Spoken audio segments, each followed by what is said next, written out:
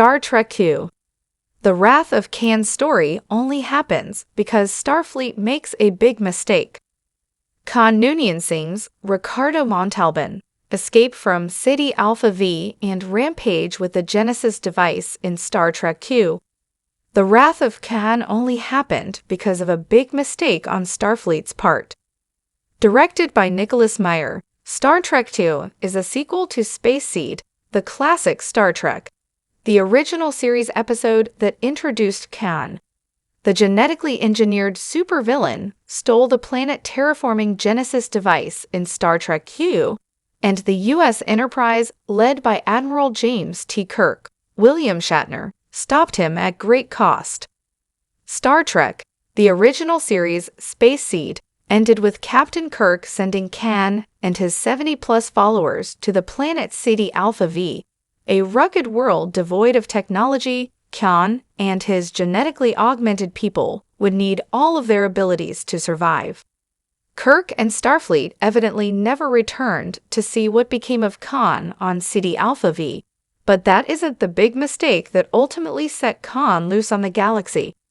It was the inexplicable error made by the U.S. Reliant that put the destruction in Star Trek II, the Wrath of Khan, into motion. A big mistake by Starfleet freed Khan in Star Trek EU.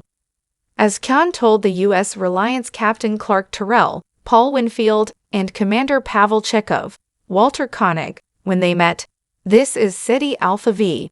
The gobsmacked Terrell and Chekhov came to the Ceti Alpha system, believing they were on Ceti Alpha VI.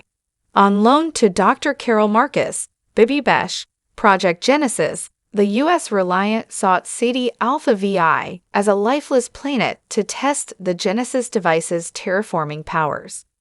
Captain Terrell and the Reliance crew had no idea Ceti Alpha VI exploded 6 months after Captain Kirk left Khan and his followers on Ceti Alpha V.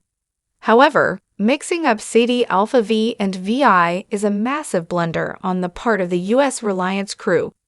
If Ceti Alpha VI exploded, it wouldn't have been vaporized.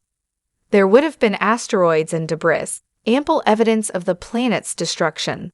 Further, Reliant was specifically searching for Ceti Alpha VI, yet the ship's sensors somehow missed that the Ceti system's planet count was 1 short, or Reliant never scanned at all.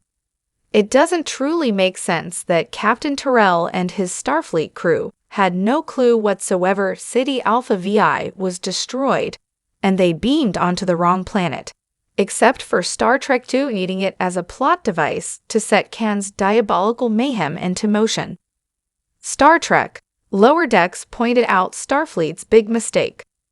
Starfleet's other big mistake in Star Trek II, the Wrath of Khan, was, of course, lack of follow-through and never checking up on what happened to Khan. Starfleet was notorious enough for this practice that Star Trek: Lower Decks not only commented on it, but built the animated comedy's mission statement around remedying Starfleet's poor attention to detail. In Star Trek: Lower Decks, the U.S. Cerritos in the California-class fleet's mission is Second Contact, a following up on the strange new worlds, life forms, and civilizations Starfleet meets. Starfleet had fewer starships in the 23rd century compared to the armada available to oversee the more expansive United Federation of Planets of the 24th century.